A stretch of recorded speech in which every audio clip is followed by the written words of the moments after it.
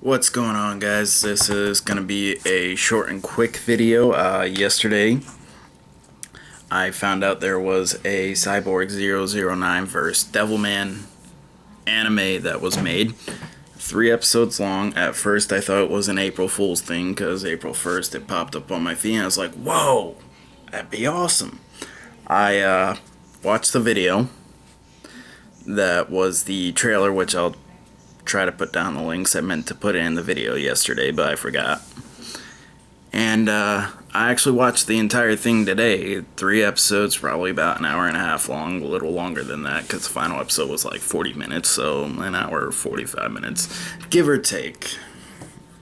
Probably closer to an hour and a half, because first episode was 22. Second one was about that too. But first things first. One, if you don't know anything about Devilman or Cyborg 009, this will not win you over. It does help to have previous information, and I actually had to go online and look a lot of this stuff up so that I was more familiar with the characters, because I've seen episodes of Cyborg 009. I just never saw the whole series, so it's not as fresh as in memory as it could have been. And I'm a huge Devilman fan. I didn't care for the movie. It's stupid fun. And the animes for Devilman have been really, really good so far. They've never quite finished the story. It's kind of like Guyver, where they get to a certain place or they only do a certain aspect of the story, or it's kind of an offshoot. Yesterday there was I cannot remember his name for the life of me. Actually sent me a link to the manga, and I'm going to be going through it soon. I had mentioned the Verotic comic series, which was 3 issues, and that was apparently Shin Devilman, which I'm not that familiar with. The different incarnations of the manga, because I never thought to look into it. You know, it's Go Nagai. I watch the show and I enjoy it. That's about as far as that goes. But Cyborg 009 vs. Devilman, first off, the animation, for the most part, there were a couple silly things that bothered me, was fantastic. The silly things that bothered me mostly was design-wise. Cyborg 009, part of the reason I didn't really get into it or watch it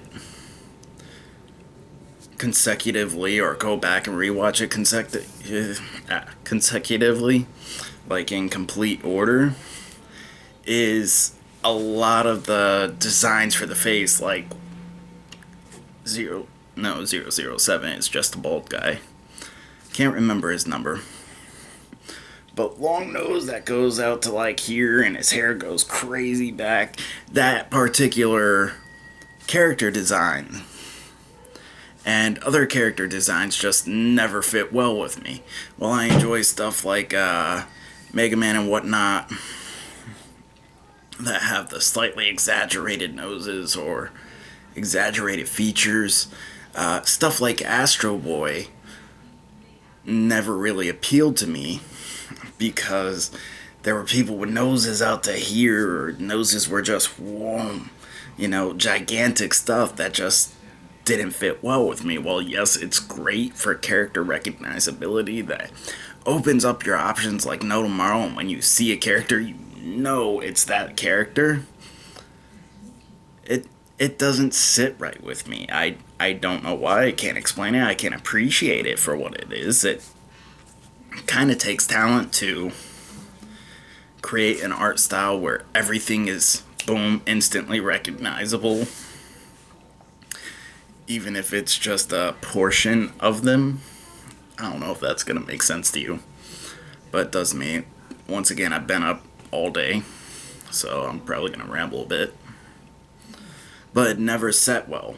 And animation-wise, one of the other big things that really bother me, not only that the Cyborg 009 characters just looked weird to me, and it's that character drawing style. It's that particular art style That bothers me. Seeing it against the Devilman style just looks a little awkward. You're getting kind of a semi like classic anime style or typical anime style, and Akira next to 009 that, while not exaggerated as the others, are extremely different. And while they did a great job getting everything together and having it not feel like it's two clashing things, it definitely feels like two separate worlds. And that's honestly throughout the whole thing. Story-wise, it feels like two separate worlds, just like, oh, they have this in common, we could use this bad guy going with this bad guy, just boom, working together. And it feels a little awkward. Now, being a fan of Devilman, not as big as other people, I'm not going to be like, oh, he's the best in the world, I know everything about him. I'm not going to pretend to. I'm not going to pretend to know everything about Cyborg 009. I had to look stuff up to familiarize myself with it. I think that's part of why I'm not going to give this as high a rating as I wanted to when I saw the trailer. Like, I saw the trailer and I was like, this is going to be the best thing ever. It wasn't. Story-wise, you can pretty much guess what's going to happen. There are no real surprises anywhere in it. Who you think is going to be working with the bad guys but really is kind of triple crossing or double crossing, whatever,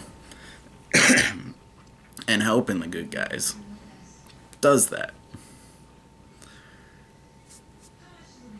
The situation with her, and I am going to try to veer away from spoilers, so I am being vague, just doesn't feel all that natural, in a sense of it's brought up in one sentence in the second episode and boom, that's part of the plot.